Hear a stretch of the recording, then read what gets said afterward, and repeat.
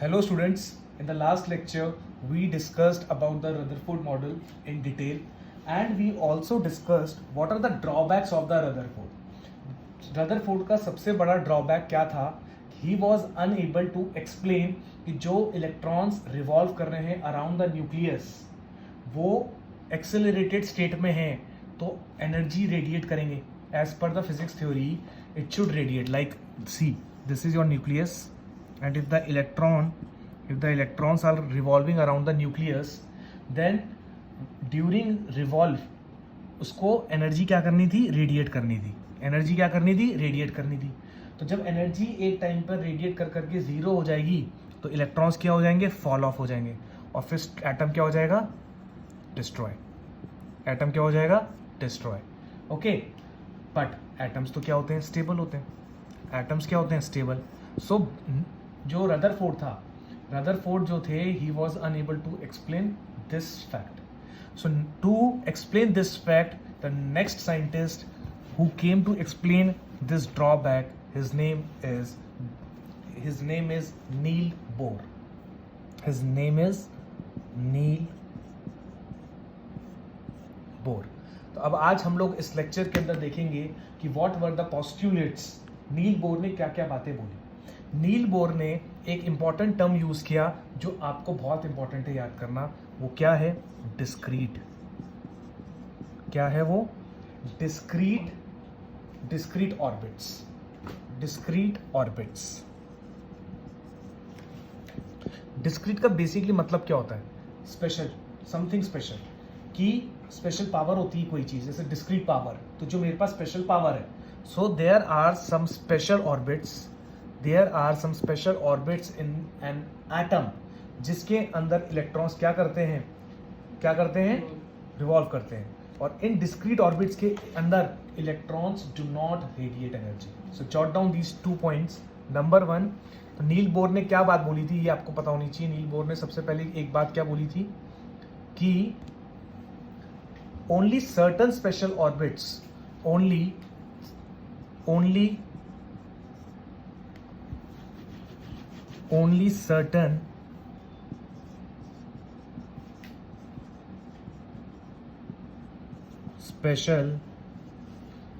certain special orbits called discrete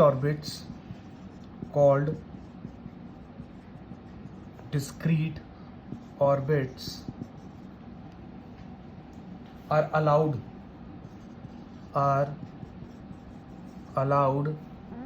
inside the atom.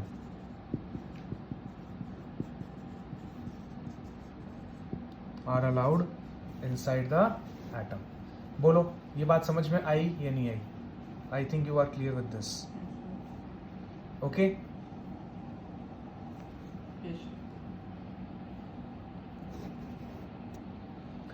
Second, he said in discrete orbits,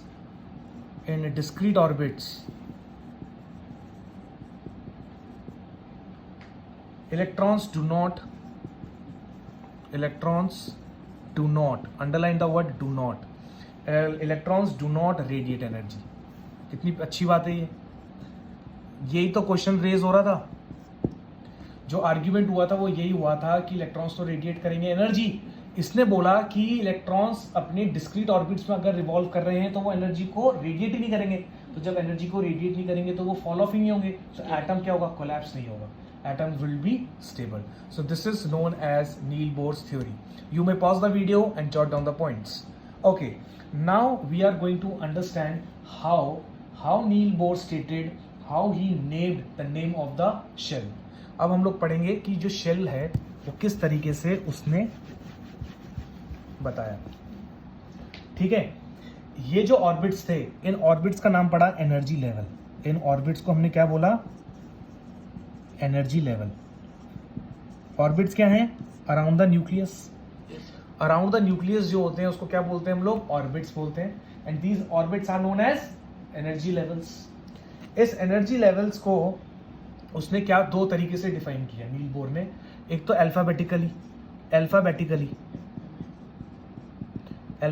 he said KLMNOP n dot dot dot dot dot. Okay, this is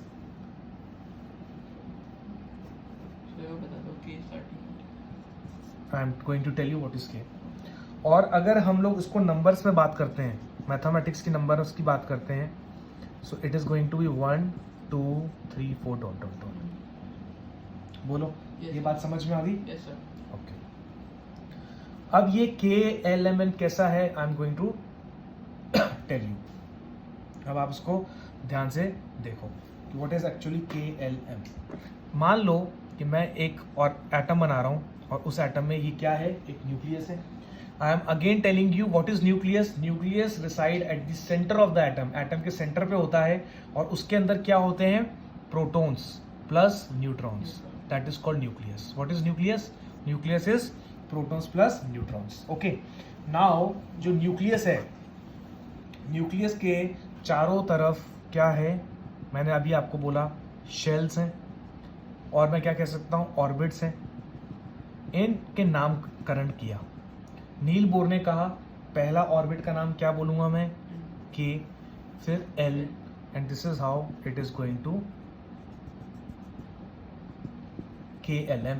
this is how you can go. This is called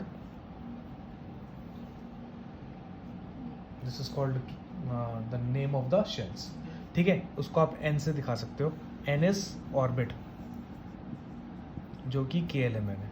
बोलो, इतना clear है ये नहीं है? Yes sir. बना रखा है ये सारा? ठीक है. जिसने नहीं बनाया please jot down it while pausing the video. It is very important with the perspective of your exam. Okay. Now the next question arises. अभी तक हमने बात कर ली कि एटम अंदर से कैसा दिखता है. न्यूक्लियस के चारों तरफ क्या है, ऑर्बिट्स हैं. अब उन ऑर्बिट्स के अंदर कितने कितने इलेक्ट्रॉन्स आएंगे, how many electrons can be accommodated in each shell. K में कितने आएंगे, L में कितने आएंगे, M में कितने आएंगे, N में कितने आएंगे. सो this is my next question. तो अब हम लोग बात करेंगे इलेक्ट्रॉन डिस्ट्रीब्यूशन, जिसको हम लोग कह सकते हैं इलेक्ट्रॉनिक कॉन्फ़िगरेशन. सबसे पहले बाय डायग्राम समझने से पहले हमको एक बात समझनी पड़ेगी. जो इलेक्ट्रॉन डिस्ट्रीब्यूशन है, इलेक्ट्रॉन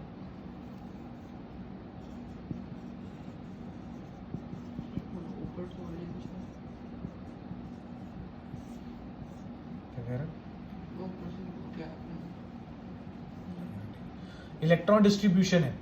नील बोर ने ये कहा कि इसका जो फॉर्मूला है वो क्या है. Atharv, can you tell me the formula? Sir 2n square. Very good. Formula is 2n square. Pujit, can you tell me what is n in here? n क्या इंडिकेट कर रहा है? Let Pujit answer. N is the number of shells. Number of, मतलब name of the orbit. Okay, so n is shell. अगर मैं first shell ले रहा हूं तो इसका मतलब n की वैल्यू 1 होगी. Yes sir. तो 2 इंटू 1 का स्क्वायर कितना होता है, 2. अगर मैं सेकंड ले रहा हूँ शेल, तो सेकंड शेल के अंदर 8. सर 8. थर्ड लेता हूँ तो 2 की पावर इतना, 3 3 9 9 2 18. और मैं फोर्थ लेता हूँ तो 2 की power 4 square 32. So this is how it is increasing. This is the maximum capacity of the electrons which can be accommodated in every shell. मतलब पहले शेल जो कि K शेल है, उसके अंदर कितनी मैक्सिमम कैपेसिटी इलेक्ट्रॉन्स के आने की, पुजित? K में K के अंदर से 2. ओके, ध्यान दो. K के अंदर कितनी है, 2. L के अंदर अथर्व कितनी है, सर 8. 8. M के अंदर कितनी है, 18. N के अंदर कितनी है, 32. But there is some concept which we will discuss. ये तो क्या है, ध्यान से सुनना जो मैं बोल रहा हूँ. ये जो इलेक्ट्रॉन्स हैं 2 8 18 32, ये क्या है, नंबर ऑफ इलेक्ट्रॉन्स. ये क्या है, नंबर ऑफ इलेक्ट्रॉन्स. ये क्या है, ये मैक्सिमम इलेक्ट्रॉन्स हैं जो कि किसी एक शेल में आ सकते हैं. बट क्या ये किसी थर्ड शेल में 18 इलेक्ट्रॉन आते हैं? क्या फोर्थ शेल में 32 आते हैं? नहीं आते. क्यों नहीं आते? We will see that. Okay, now it is important to understand कि जो मैक्सिमम नंबर ऑफ इलेक्ट्रॉन्स हैं वो तो इस फॉर्मूले से आ जाते हैं, पर जो मैक्सिमम नंबर ऑफ इलेक्ट्रॉन्स हैं जो कि अकोमोडेट हो सकते हैं आउटर मोस्ट शेल में, वो कितने, 8. But this is the capacity. इतनी कैपेसिटी है. But maximum number of electrons that can be accommodated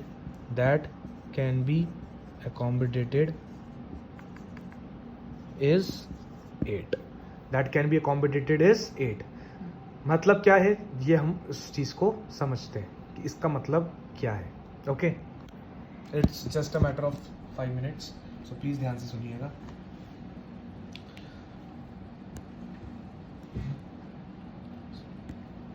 eight है. ओके, सर्कल बड़ा होता जाता है सर, कैपेसिटी तो सर 8 की होती है, तो सर वो जितना मतलब बड़ा तो सर्कल होता है, तो सर जो लास्ट वाला होता है इतना बड़ा हो जाता है, तो सर 8 तो फिर भी आराम से रख, ज़्यादा तो रख ही सकता है. बड़ा. देखिए, एक बच्चे का क्वेश्चन है कि शेल का साइज बड़ा होता है. शेल का साइज बड़ा हो रहा है, sorry, I am sorry. Shell का साइज बड़ा हो रहा है तो उसकी कैपेसिटी है. शेल का साइज बड़ा हो रहा है तभी तो वो बोल रहा है कैपेसिटी है. मैंने कब बोला कि शेल का साइज बड़ा नहीं हो रहा है? शेल का साइज बड़ा हो रहा है, घर बड़ा हो रहा है, बट फिर भी वो इलेक्ट्रॉन्स 8 से ज्यादा नहीं लेता है. इसका रीजन अभी हम बताएंगे. Okay, now let's see. First shell के अंदर कितनी कैपेसिटी है? 2 की, और वो 2 ही लेता है.